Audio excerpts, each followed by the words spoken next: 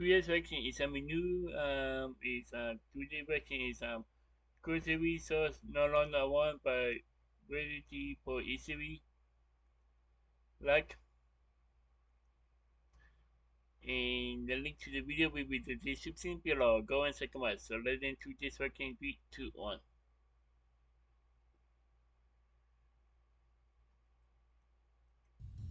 Grocery stores have been a part of American daily life for more than a century. Winn-Dixie. Most people live And we were going to Winn-Dixie. Yep.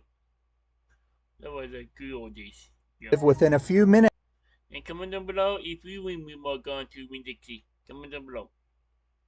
of a supermarket, no matter if it is a chain store or an independent one.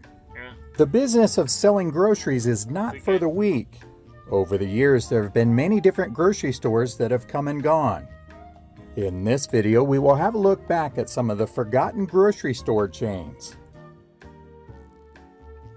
A&P, or the Great Atlantic and Pacific Tea Company, was one of the A&P. best-known defunct grocery store chains. They began in 1859 as a mail-order tea business in New York City. In 1912, they opened their first small grocery store, and eventually they grew into be one of the top grocery stores in the country. After managing to survive for more than 100 years as a grocery store, things went bad for the supermarket giant in 2015. The chain was unable to evolve with the times, and they filed for Chapter 11 bankruptcy, which forced the closure of all stores. Cash and Carry was a staple in Florida. They began in Tampa by selling fruits and vegetables on the streets. In the 1960s, Cash and Carry had 9 stores that they operated, and the chain thrived on providing quick service to customers. If there were more than 3 people in the lane, they would quickly open a new checkout lane. Even today, that's something that's almost unheard of. In 1979, Lucky Stores purchased Cash and Carry, and at its height they had 117 stores. However, the chain fell victim to growing too fast and too much competition. The last Cash and Carry closed in 2007.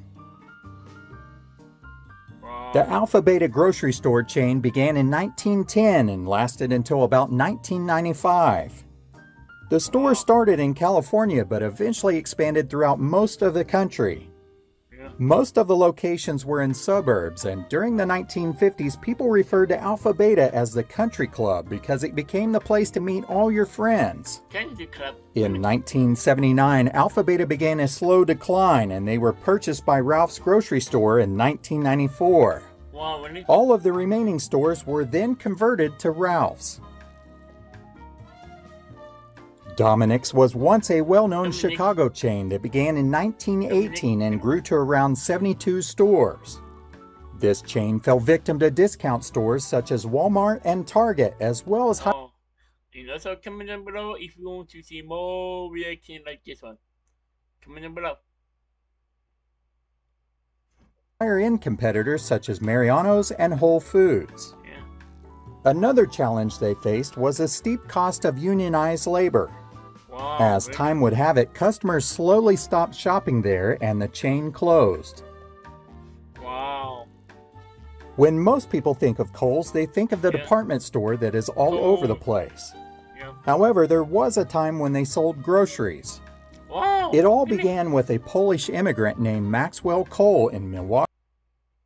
Kohl Sodia as a grocery worker? Wow, I didn't know that. In 1927. Over the next several years, Kohl expanded and his stores became the largest supermarket chain in Milwaukee.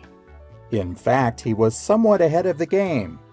His stores were the epitome of the modern supermarket with drugstores, liquor stores, and more. Eventually, Kohl sold a controlling interest in its stores to a subsidiary of the British American Tobacco Company. In 2003, the grocery stores were shuttered by the owner A&P. Wow, really? Food fairs started in Harrisburg, Pennsylvania during the 1920s. They would eventually grow to around 500 stores in the U.S. and become among the top 5 grocery stores. They were Wow. primarily in the Northeast and Mid-Atlantic, but they also had stores in Florida and California. By the 1980s, the stores had disappeared when they were rebranded as Pantry Pride. Wow. Grand Union was a big fixture in the New York grocery store landscape. Yeah. At one point, they operated 222 supermarkets in 6 states, including Vermont, New Jersey, Connecticut, New Hampshire, and Pennsylvania. The stores were designed to meet the needs of each area, including a variety of brand name and private label groceries. Some locations also included cafes and pharmacies. In 2001, the company filed for bankruptcy and they were purchased by C&S Wholesale Grocers, who then sold it to Tops Friendly Markets. A year later, the new owner brought an end to the Grand Union brand. Wow. Ultra Foods became known for their steep discounts, which were anywhere from 25 to 30% off Ultra Foods. regular grocery store prices. Yeah.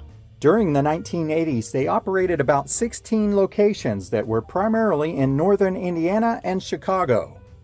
Wow. Ultra Foods then came up against steep competition themselves. In 2017, the last Ultra Foods became part of the popular Indiana-based chain Strack and Van Til. National Tea was one of the earlier grocery stores in the United States, and by 1920 they had more than 1,600 locations nationwide and sales were around $90 million annually. Unfortunately, the Great Depression hit the stores hard and many locations had to close. However, National Tea still managed to remain one of the largest grocery store chains in the country until the 1970s when it was sold to A&P in 1976. Wow. Jitney Jungle became a well-known store throughout the South. They began in Mississippi in 1919 and expanded all across the Southeast. They were originally a self-service design in the 1920s and became part of the rising supermarkets of the 1930s. During the 1970s, they changed once again to become part of the discount megamarkets. Surprisingly, throughout all of these changes, Jitney Jungle remained a private family-owned grocery store chain until 1996. By the year 2000, its run was over and the chain was taken over by Winn-Dixie, who rebranded the stores. Winn-Dixie. Pantry Pride got its start in the 1960s and became well known throughout Florida. The store came about when Food Fair purchased a competitor known as Best Markets, which had a private label brand called Pantry Pride. Yeah. The Best Markets name became a thing of the past, but the private label was then given the honor of becoming the store's new name. By the 1980s, Pantry Pride saw some hard times and began sliding into obscurity.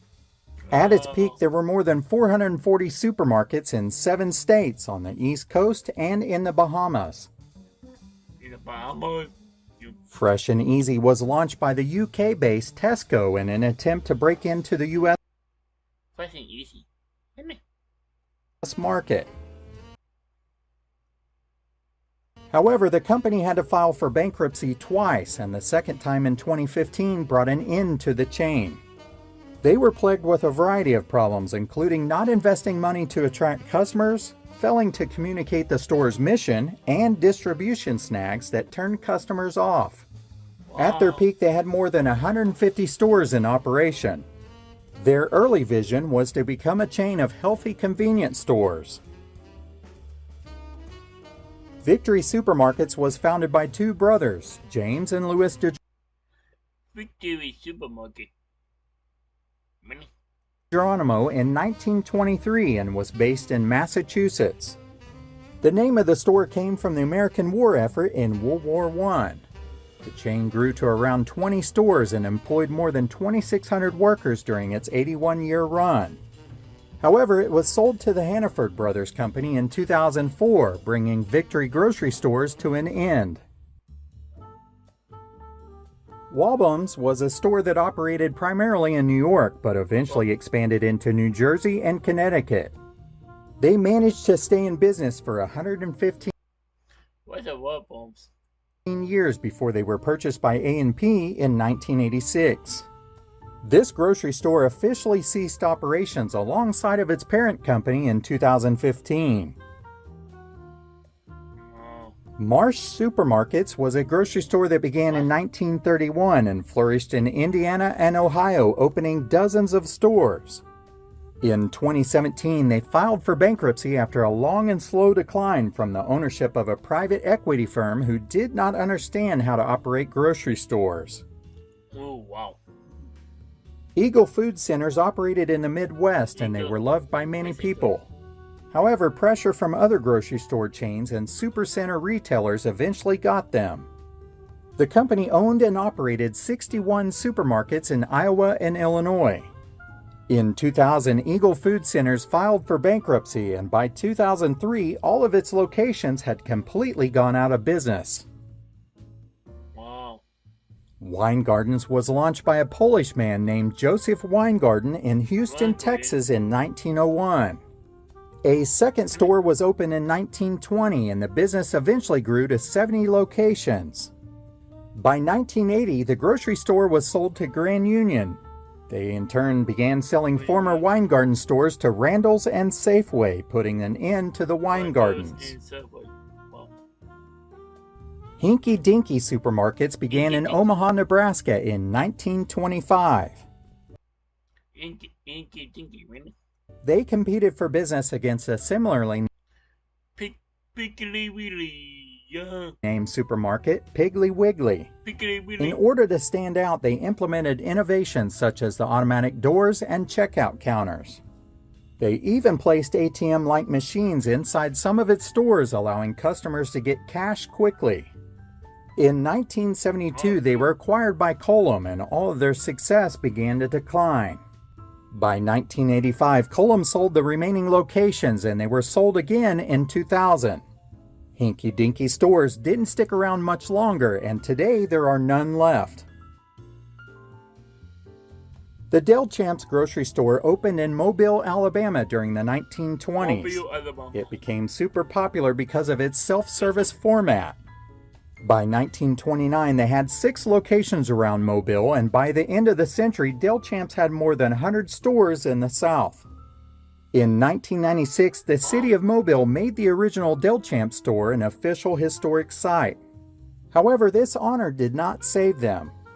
In 1997, Del Champs was acquired by the Jitney Jungle for $213 million. Wow. The previous year, Jitney Jungle had been purchased for $400 million. Stores of both brands faced trouble until they were phased out completely from the purchase by Winn-Dixie for $85 million. Dixie. Minyard food stores began in 1930. Minus! A mimi was up in the Minus. Minus was a good song. Yeah. Comment below if you will be more up in the Minus. Comment below. I like Minus. 1932 by E.W. Minyard, who was a postal employee. He purchased a store in East Dallas to provide jobs for his 2 younger brothers. And this was smack dab in the Great Depression. The stores remained in the family, and by 1987 they operated 62 Minyard food stores and 10 Sack and Save stores. By 1997, the company had become the 3rd largest in the Dallas-Fort Worth area behind Tom Thumb and Albertsons. Wow. During that time, they also got into gas stations, which they had acquired 12 by 1999.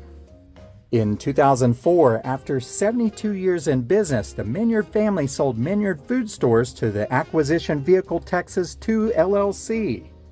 They continued to operate under the same names, but they were slowly closing stores due to the pressure from supercenters. In 2011, they were acquired by the RLS Supermarkets, and there were only 10 stores remaining under the Minyard's name. The last Minyard store closed for good in 2017, bringing an official end to the Minyard name in the grocery business. Big Bear was a chain of grocery stores in the Ohio area. The first store was opened in 1934 during the Great Depression, but right across from Ohio State University. The owner, Wayne Brown, came up with the genius idea of having a real live bear in the store right up front in a special cage.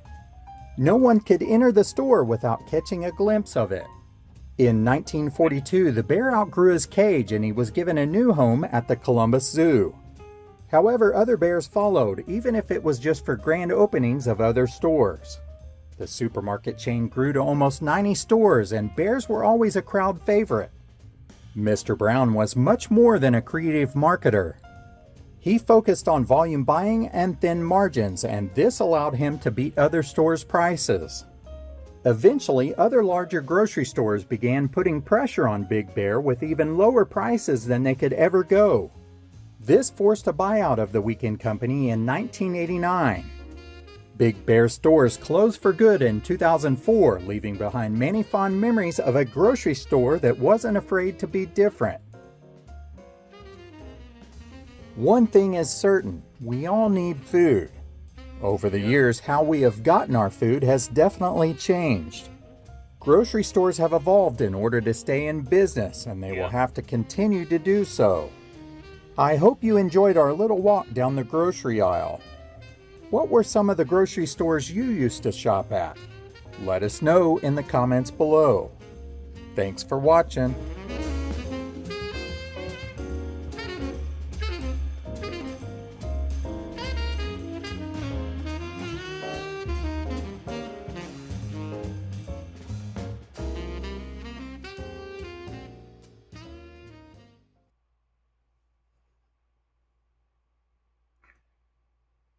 Wow, wow.